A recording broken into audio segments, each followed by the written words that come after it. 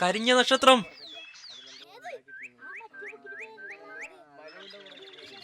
കരിഞ്ഞ നക്ഷത്രം.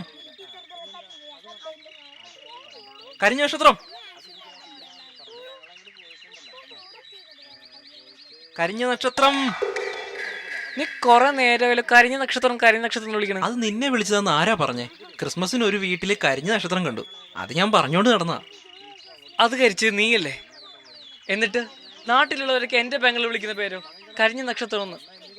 അതിനൊക്കെ കാരണം നീയാ. എല്ലാം ചെയ്തത് നീയും നിന്റെ പെങ്ങളും കൂടിയാ. എന്നിട്ട് പഴി മുഴുവൻ എന്റെ പേർക്കും. എന്നോട് വല്ല ദേഷ്യം ഉണ്ടെങ്കിൽ അത് പറഞ്ഞാ മതി. ദേഷ്യം അതിലൊന്നുമല്ല. പടക്കം പൊട്ടി നക്ഷത്രം കത്തി, അതൊന്നും ഞാൻ കാര്യമാക്കുന്നില്ല. ഇപ്പൊ എന്റെ ചേച്ചി പോകുമ്പോ നാട്ടുകാരൊക്കെ വിളിക്കണ എന്താ അറിയോ? കരിഞ്ഞ നക്ഷത്രം എന്ന്. അത് ഇന്നസെന്റിന്റെ പണിയല്ലേ? ആ പേരിട്ട് ഇന്നസെന്റ് അല്ലേ? ഞാൻ ആർക്കും പേരിട്ടിട്ടില്ല. എന്നാ നക്ഷത്രം കരിഞ്ഞു എന്നുള്ളത് ശരിയല്ലേ? അപ്പൊ ഞാൻ പറഞ്ഞു കരിഞ്ഞ നക്ഷത്രം എന്ന്. ഇനി ഞാൻ പറഞ്ഞു നടന്നോളാം കരിയാത്ത നക്ഷത്രം എന്ന്. എന്താ അത് മതിയോ? ഒന്നും പറയാതിരുന്നാ മതി. നീ ചെയ്ത ചതിയെന്ന് എല്ലാവർക്കും മനസ്സിലായി. എന്താ അവിടെ ഒരു കശപിശ? ഇന്നസെന്റ്, ഇന്നും വല്ല കുഴപ്പമുണ്ടാക്കിയോ?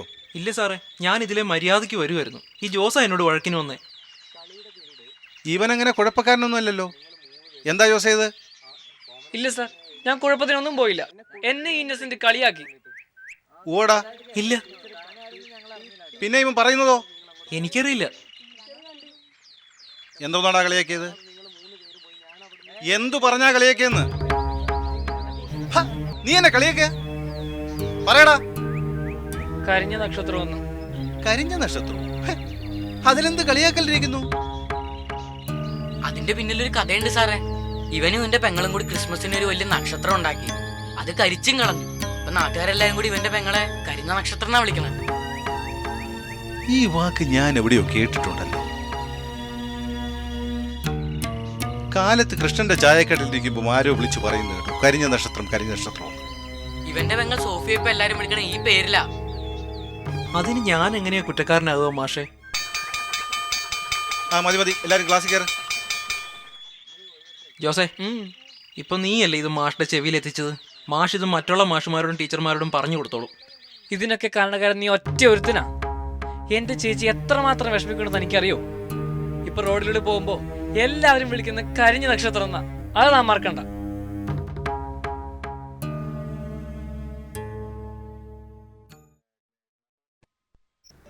അറിയാതെ വിളിച്ചു പോയതാണ് സോഫി ഞാൻ കരിഞ്ഞ നക്ഷത്രം.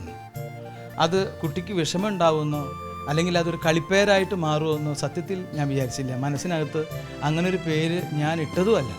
എന്തായാലും ആ പേര് ഈ സോഫി പലപ്പോഴും ടൈപ്പ് റൈറ്റിംഗ് ഇൻസ്റ്റിറ്റ്യൂട്ടിലേക്ക് ടൈപ്പ് ചെയ്യാൻ പോകുമ്പോൾ പല കടകളിൽ നിന്നും അതുപോലെ തന്നെ ബസ് സ്റ്റാൻഡിൻ്റെ ഇറക്കത്ത് നടന്നു വരുമ്പോഴും പലരും കരിഞ്ഞ നക്ഷത്രം എന്ന് ആ സ്ത്രീയെ വിളിക്കാറുണ്ട് എന്നുള്ളതൊരു സത്യമാണ്.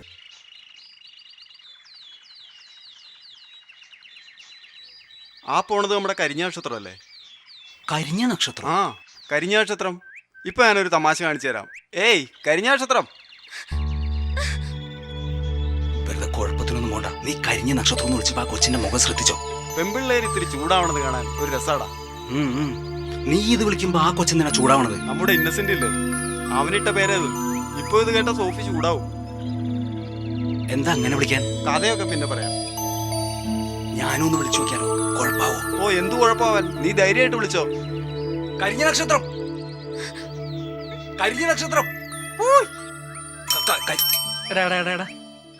എന്തിനാടാ ആ കൊച്ചിനെ അതും ഇതും പറഞ്ഞ് കരയിപ്പിക്കണേ? ഇപ്പൊ കുറ്റക്കാരി ഞങ്ങളായോ? അവൾക്ക് കുറ്റപ്പേരിട്ടത് നീയല്ലേ. ഞങ്ങളത് വിളിച്ചു എന്ന് മാത്രം. അന്ന് അങ്ങനെ സംഭവിച്ചു പോയി. ഇപ്പൊ എല്ലാവരും അത് വിളിച്ച് സോഫിയെ വിഷമിപ്പിക്കുക. അപ്പോ നിങ്ങൾ തമ്മിലുള്ള പിണക്കം തീർന്നു തോന്നുന്നു. സോഫിക്ക് വേണ്ടി നീയാണല്ലോ സംസാരിക്കണേ. പിണക്കത്തിൻ്റെയും ഇണക്കത്തിൻ്റെയും പ്രശ്നമൊന്നുമല്ല. എത്ര കാലമായിട്ട് അറിയുന്നവരാ ഞങ്ങള്. ഞാൻ ഒരു തമാശയ്ക്ക് പറഞ്ഞു പോയതാ. ആദ്യത്ര പ്രശ്നമാവുമെന്ന് കരുതിയില്ല. ഇനി ഇതും പറഞ്ഞ് അവളെ ശല്യപ്പെടുത്തരുത്. നീ ഇട്ട പേരല്ലേ, ഞങ്ങൾ അത് തന്നെ വിളിക്കൂ. അതിന് നിനക്കെന്താ നഷ്ടം? വേണ്ട, കളി ഇന്നസെന്റിനോട് വേണ്ട. എന്റെ സ്വഭാവം മാറും. ഏയ്, എന്തിത് തമാശ കാര്യാവാൻ തുടങ്ങിയാലോ? ഇന്നസെന്റ്, ഞങ്ങൾ ഇനി അങ്ങനെ വിളിക്കില്ല. അതുപോലെ അത് ഇവനും കൂടി ഒന്ന് പറഞ്ഞ് മനസ്സിലാക്കി കൊടുക്കുക. ഇനി ഞങ്ങൾ അങ്ങനെ വിളിക്കില്ല. ഇന്നസെന്റ് പോ, ഞാനല്ലേ പറയണേ. ഇവൻ തന്നെ പേരിട്ടിട്ട് ഇപ്പോൾ അവൾക്ക് വേണ്ടി സംസാരിക്കാൻ വന്നിരിക്കുക. ഞാൻ ഇനിയും വിളിക്കും. അവൻ എന്താ ചെയ്യാന്ന് അറിയാലോ.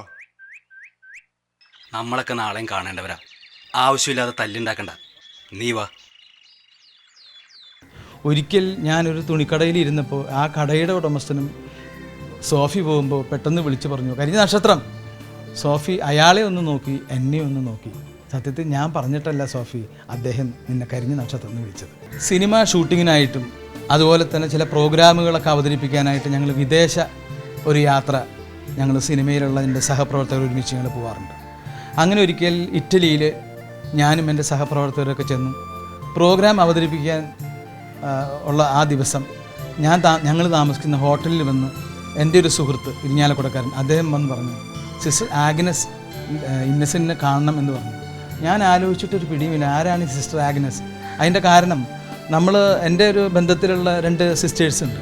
ഇവരുടെയൊക്കെ പേര് ഇവിടെ ക്ലാര എന്നാണെങ്കിൽ അവിടെ വേറൊരു പേരായിരിക്കും. അപ്പോൾ എനിക്ക് ആഗ്നസ് എന്ന് പറയുന്നത് ആരായിരിക്കും? ഒരു പക്ഷേ ഞാൻ അങ്ങനെ മനസ്സിലാലോചിച്ചപ്പോൾ എനിക്ക് മനസ്സിലായി എൻ്റെ ഒരു വലിയമ്മയുടെ മകളായിരിക്കും.